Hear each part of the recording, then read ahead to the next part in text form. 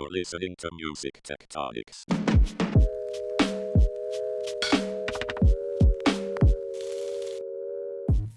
Welcome back to Music Tectonics, where we go beneath the surface of music and tech. I'm your host, Dmitri. I'm also the founder and CEO of Rock Paper Scissors, the PR and marketing firm that specializes in music tech and innovation. And as you probably know, I was at NAMM at the end of January, and I'm recording this right after. You can see I got what some people call NAMM-thrax. I've got a bit of a sore throat, but stay with me here because we went all over NAMM. It's the big musical instrument conference, attracts tens and tens of thousands of people of all different stripes interested in musical instruments and music gear and pro audio and so forth. It's the confluence of several different rivers. You've got this legacy of traditional instruments and pro audio, including guitars, keyboards, violins, metronomes, fog machines, lighting, mics, drums, synths, and more. We basically ran around looking for the most interesting new form factors or retro instruments or just the weird stuff. We're interested in finding out what kind of innovations are happening in the musical instrument world. Let's kick it off with an interview I did with Stylophone. I'm at NAMM on the trade floor with John Simpson. He's the director of Dubrec behind the Stylophone, a very famous, iconic retro instrument that's coming back. Welcome to the podcast, John. Hi, Dmitri. It's good to be here. So tell me, for folks who haven't heard of Stylophone, what's the story with this instrument? Well, the Stylophone was actually invented in 1968 by a man called Brian Jarvin. Basically, the whole ethos of the Stylophone is that it's portable and it's really accessible. So anyone can pick it up, they can play it, they can take it anywhere, and it's really quick to learn. So we wanted to stretch that idea out with our new products. So for example, we've got a beat machine which works very similar to the Stylophone in a sense it's small, portable, you can pick it up and play, you can create beats on drum loops and add bass to it very quickly.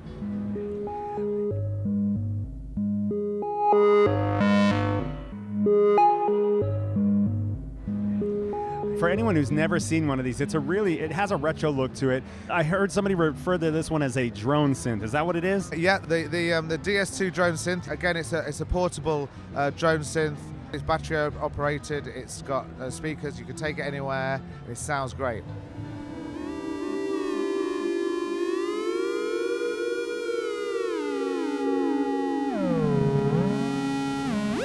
Theremin, obviously Theremin has been around for 100 plus years, but what we wanted to do was make it accessible to people. So we've made it as a pitched theremin, but also the ability to be able to use a slide to be able to create sounds and tunes. We've also put delay in there, and again it's got a killer sound to it.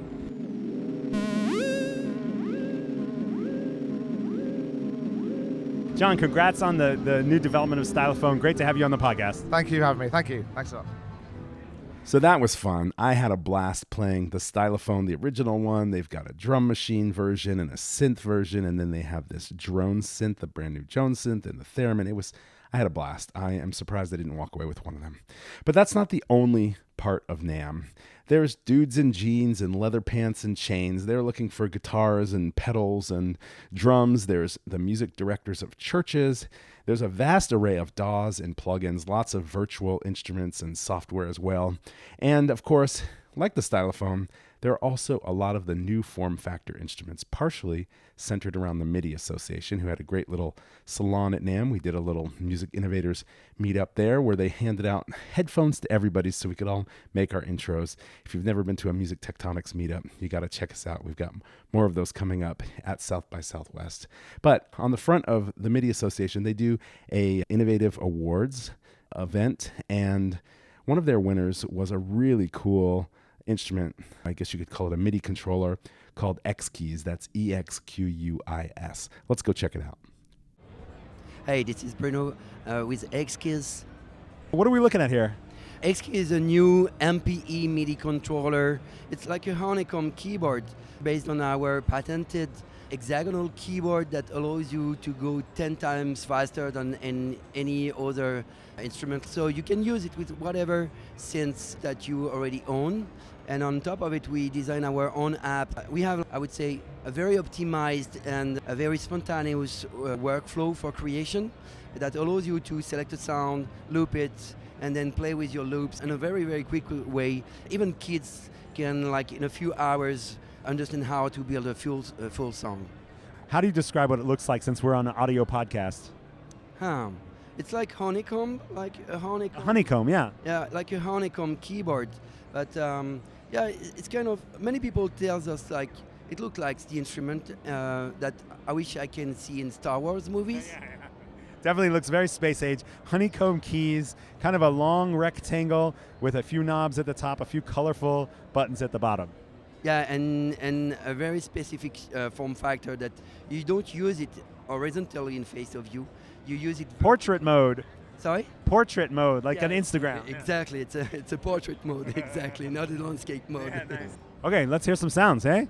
So here I'm playing with a saxophone. So I'm just pressing a key really slowly.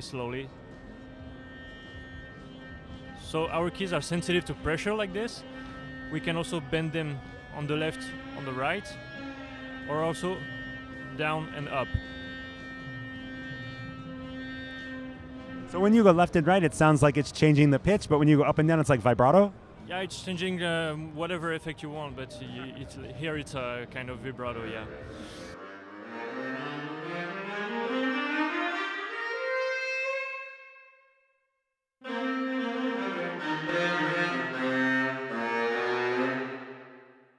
I can show you a pre-recorded song I have.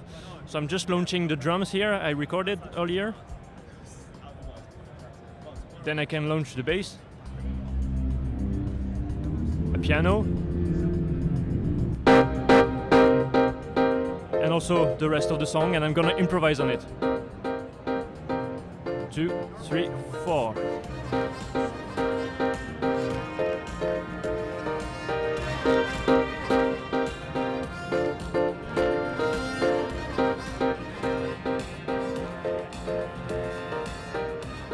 Awesome, great.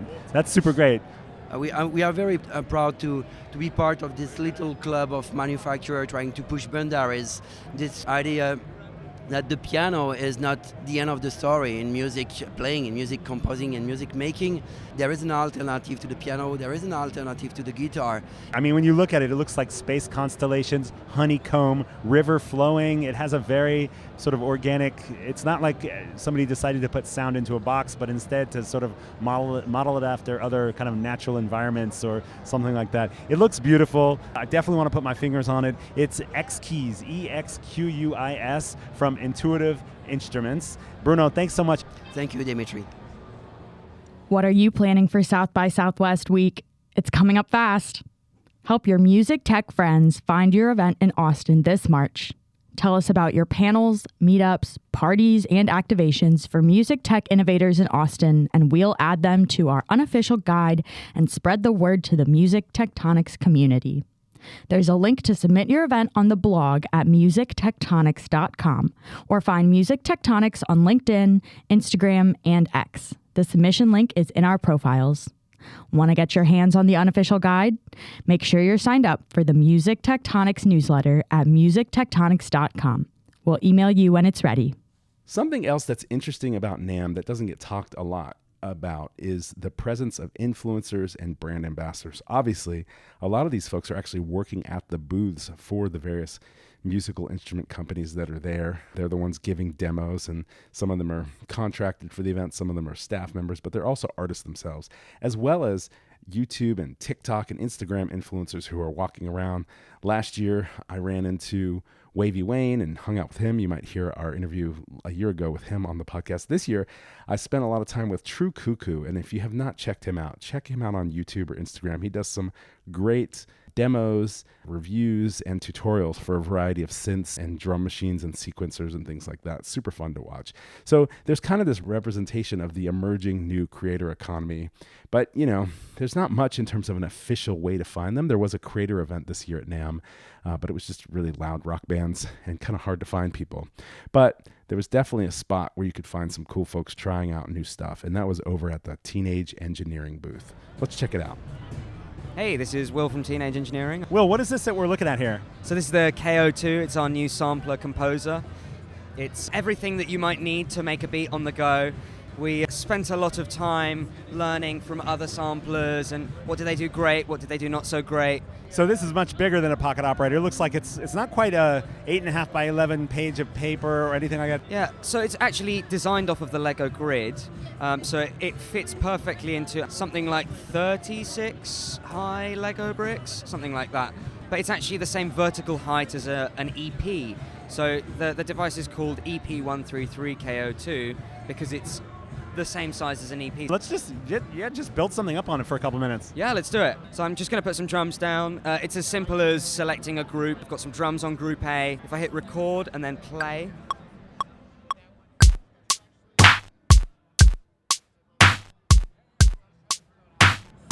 Now if I go into the next group, we can try and find a bass sound. So here I've got 12 different bass sounds.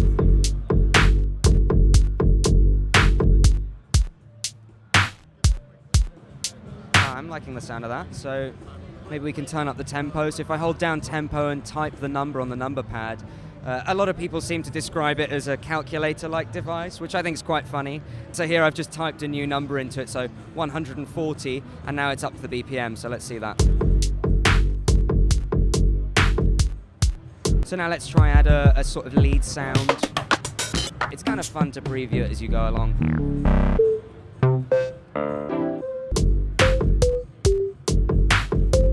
I'm going to change the scale that we're working in. We've got a little beat going, I can add some effects. Here we're going to use the punch-in effect, so this is a feature that we kind of pioneered with the pocket operators. The pads are velocity sensitive. It means that the harder you press on the pad, the more it accentuates that effect. So here I'm just going to press play, hold down effects, and then press down on the pads, varying that pressure and thus changing how much it accentuates that punch-in effect.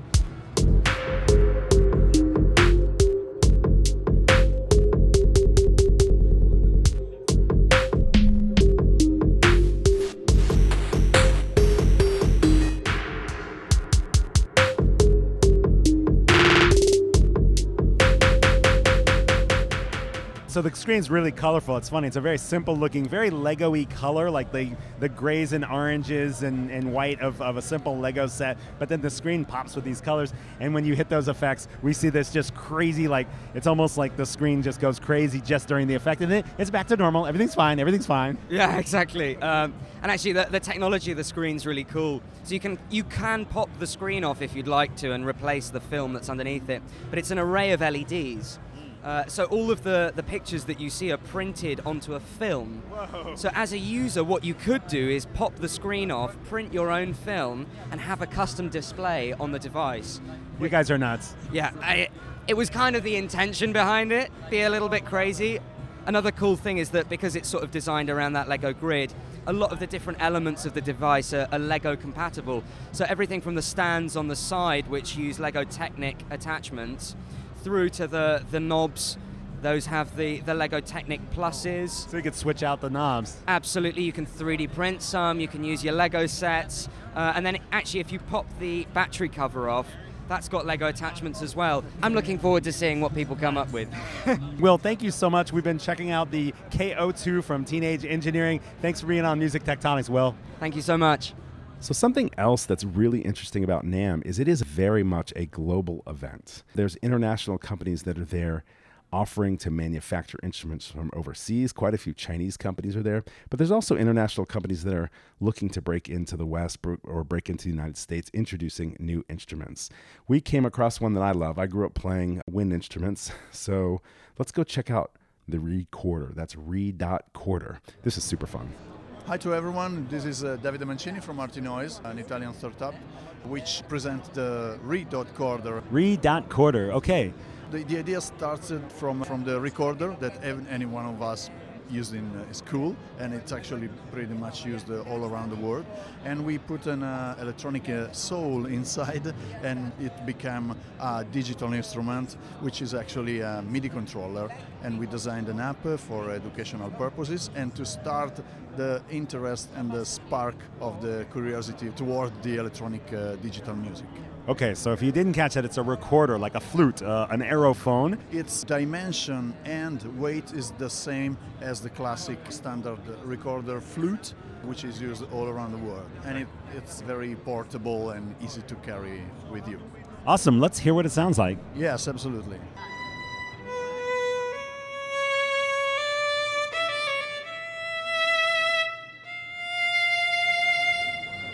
That's a flute. Yeah, that's a flute playing a violin sound. Now let's hear a wind instrument. Okay, what do we got? Trumpet.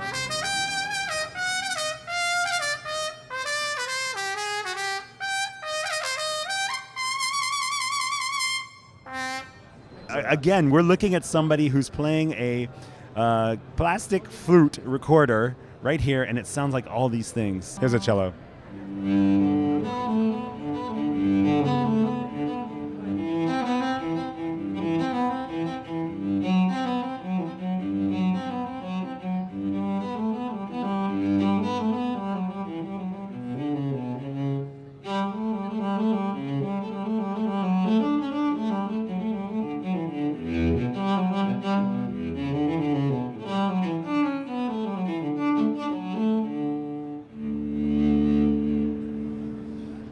How many instruments do you have?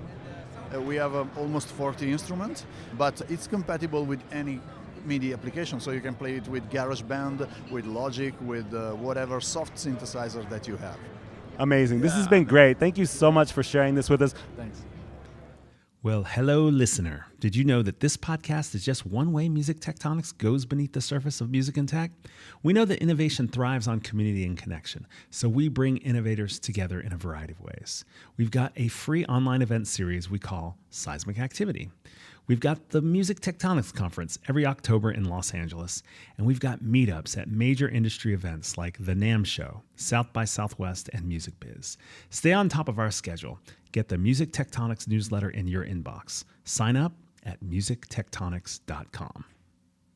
Something that I don't personally spend a lot of time on, but it's a huge portion of NAMM is the guitar pedals. There are so many different varieties of not only pedals, but companies. Some of them are super interesting because they're not single function pedals, but they're very widely varied, like Eventide, which you can check out on our Instagram. We did a video shot with them, and Neural DSP. They have like apps of effects inside guitar pedals and so forth. So there's lots of guitar pedals. Funny enough, we did go to a guitar pedal booth, a company called Game Changer Audio. Unfortunately, I didn't get the guitar pedal on the podcast. We have it on Instagram, so check it out. But they did have this mind-blowing modular synthesizer. Hey, this is Ilya from Game Changer Audio. What are we looking at? So today we're going to be talking about plasma. We're going to be talking about high voltage electrical discharges and electricity and all the terrifying music you can make with that. What is this device called? So it's the Plasma Voice. We have gained quite a reputation for our pedal, which is called the Plasma pedal. Those are audio processors, basically, that take the instrument signal and kind of like run it through a high voltage current transformer, and then the sound becomes kind of destroyed. And now, after almost 4 or 5 years of dealing with this high voltage technology, audio processors, we decided to turn it into a fully fledged sound generator, which is exactly what the Plasma Voice is. It looks like a modular synth, but it has some Frankenstein electrical currents, 3 of them running across the top of different modules. Let's take a few minutes and check it out. Why don't you just start messing around with it? I'm going to set the module into oscillator mode, and I'm going to just slowly fade in the basic sound of the module.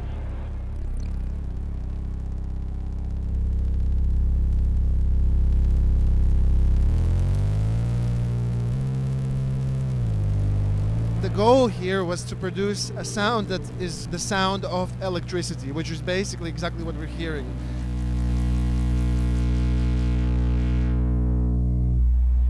A constant tone that is produced by transporting electrical current across 2 electrodes within a glass xenon tube.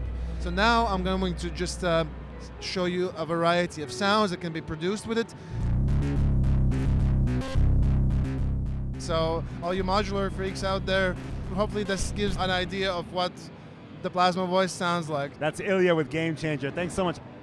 So yes, we have checked out a lot of interesting companies from all over the world, a lot of interesting form factors, very innovative stuff. In fact, I think everyone that's been on the podcast so far has been not U.S. In fact, I think maybe we didn't do a single American company in this whole podcast episode.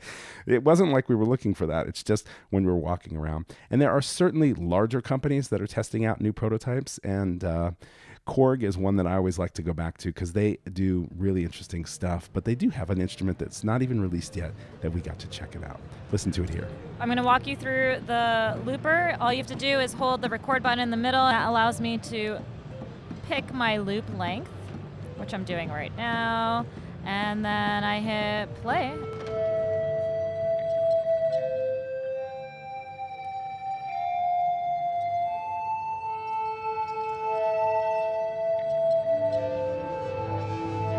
That's simply how the looper works. I can just let you hear a little bit about the vocoder. What's different about the vocoder now in this new version? So we have a hard tune, which is basically like an auto tune, and then the harmonizer, which allows you to build different pitches on top of your voice.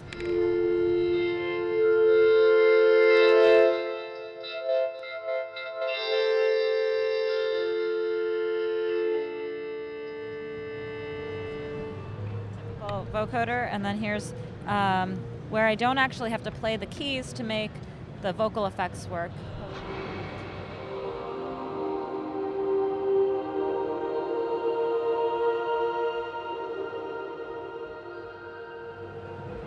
Awesome, that's great. Natalie, it's super fun checking this out. Thanks again. Thank you so much. Another company with a huge presence at NAMM is Yamaha. They didn't bring any motorcycles, but they had lots of instruments. They take over an entire ballroom upstairs. And I just heard they make a quarter of the musical instruments in the world. This year, next to Prince's Purple Piano and a huge array of keyboards, trumpets, timpanis, we spotted something that looked very different from the rest of the Yamaha lineup. It's a groove box called SeekTrack, a mobile music idea station. It's portable. It has a sleek look with streamlined knobs and pads, all in soft white and juicy orange, but there's a black version too. Let's hear a quick demo by Jun Usui as he builds a beat from scratch.